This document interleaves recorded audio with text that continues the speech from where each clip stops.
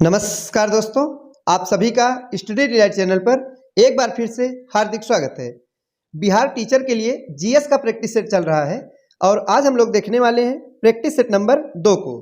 साथियों, बीपीएससी द्वारा बिहार शिक्षक भर्ती की द्वितीय चरण की जो परीक्षाएं आयोजित कराई जा रही हैं, जिसके अंतर्गत कक्षा 6 से 8, 9, 10 और 11 और 12 कक्षाओं के शिक्षक भर्ती की परीक्षा आयोजित कराई जाएगी, जिसकी एग्जाम डेट 7 से लेकर 10 दिसंबर के बीच परीक्षा कराई जाएगी। साथियों, इस परीक्षा में जो जीएस के प्रश्न पूछे जाएंगे तो इसके लिए हम प्रैक्टिस सेट करा रहे हैं और आपकी परीक्षा से पहले जीएस के लिए जितने भी चैप्टर निर्धारित हैं सभी प्रश्न हम परीक्षा के पहले तक पूरा प्रैक्टिस सेट के माध्यम से कंप्लीट करा देंगे। तो चलिए शुरुआत करते हैं। आज का हमारा पहला प्रश्न है कि वेदों में प्राचीनतम वेद कौन सा है। तो हमें बताना है कि जो वेद हैं इनमें सबसे पुराना वेद कौन सा है। साथियों, आप सभी जानते होंगे ऋग्वेद है जो कि सबसे पुराना वेद है। ये बीपीएससी एग्जाम में प्रश्न पूछा गया है, सन 2022 का प्रश्न है।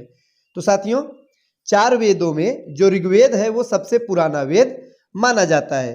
वहीं अगर ऋग्वेद के बारे में मंडलों की बात की जाए तो कुल 10 मंडल है। साथियों, इसके बारे में भी आपको पता होना चाहिए कि ऋग्वेद में कितने मंडल है। तो कुल 10 मंडल है और गायत्री मंत्र का उल्लेख ऋग्वेद के 3रे मंडल में मिलता है। ये प्रश्न भी कई बार परीक्षा में पूछा गया है, तो ये जानते रहिएगा साथियों कि गायत्री मंत्र, सबसे पहले तो एक प्रश्न पूछा जाता है कि गायत्री मंत्र का उल्लेख मिलता कहाँ है। तो आप बताएंगे ऋग्वेद में, और कहाँ मिलता है ऋग्वेद में, तो 3रे मंडल में।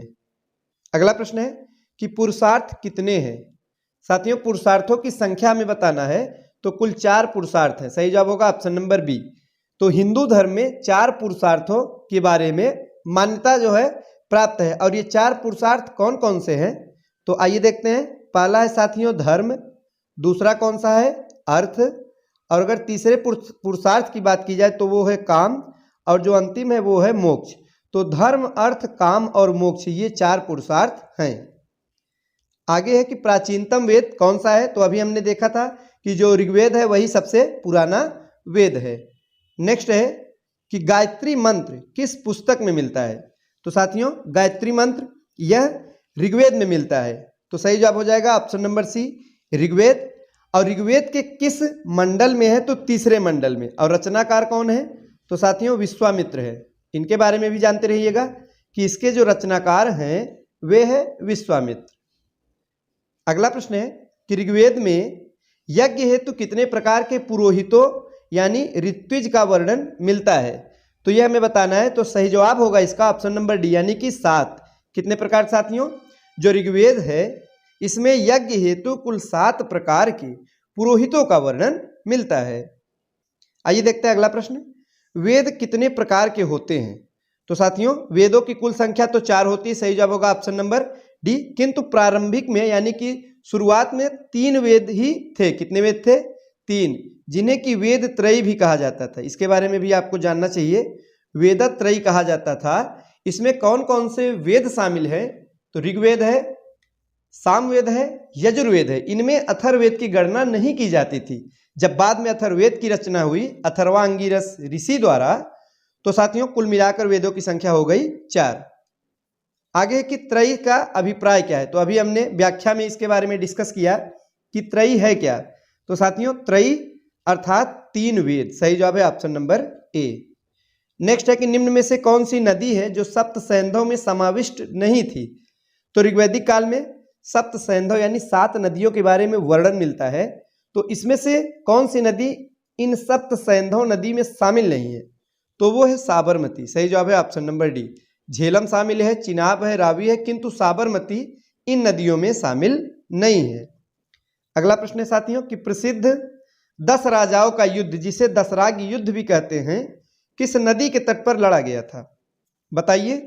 तो परशुड़ी नदी। सही जवाब होगा ऑप्शन नंबर डी, यह परशुड़ी नदी के तट पर लड़ा गया था। परशुड़ी को रावी नदी के नाम से भी जानते हैं। वर्तमान में इसको किस नाम से जानते हैं, तो रावी नदी के नाम से जानते हैं। इसी नदी के तट पर दसराग युद्ध लड़ा गया था, राजा सुदास और 10 राजाओं के मध्य में।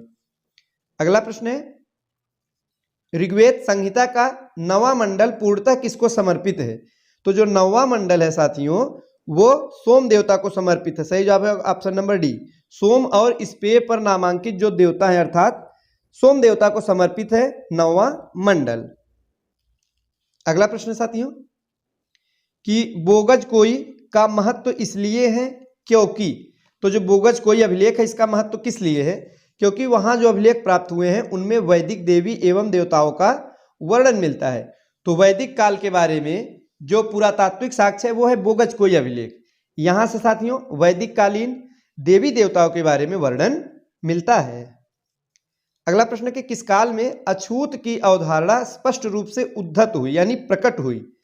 तो छुआछूत की भावना का विकास किस काल में हमें देखने को मिलता है? साथियों धर्मशास्त्रों के समय में यानी उत्तर वैदिक काल आते आते। सही जवाब होगा ऑप्शन नंबर डी।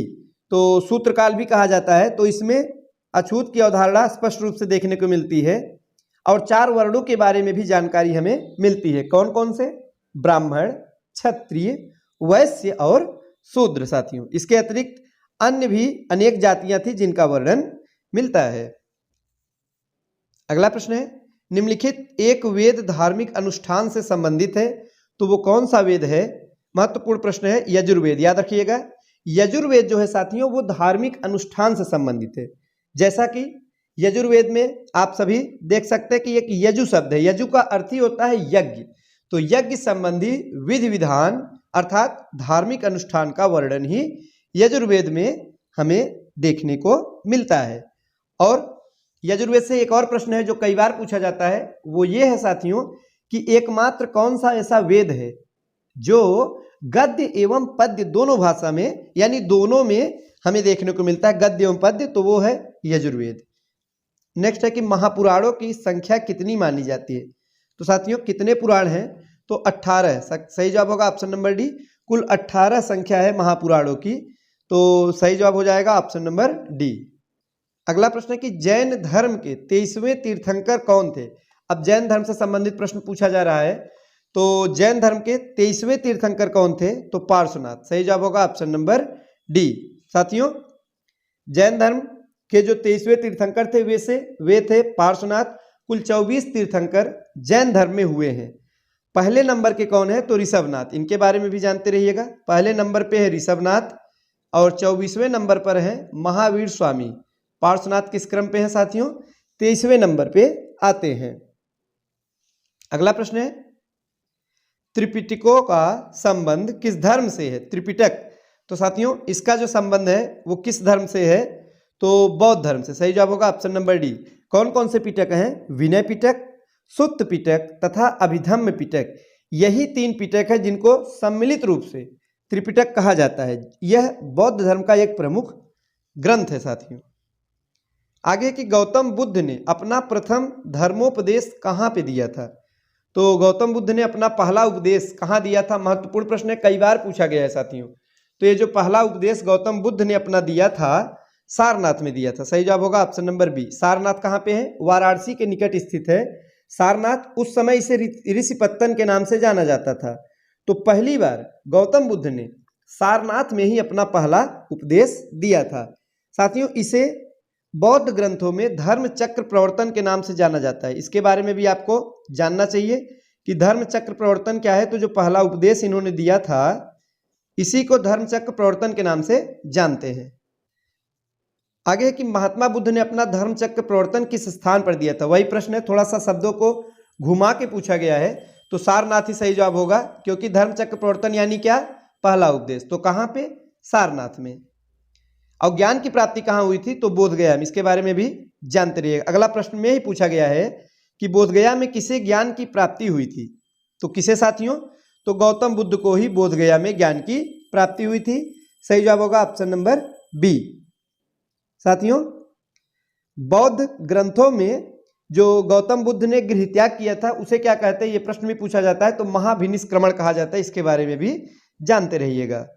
आगे है कि भगवान बुद्ध ने ज्ञान प्राप्त करने के लिए लंबे वर्षों तक तपस्या एवं साधना में जीवन कहाँ पे व्यतीत किया?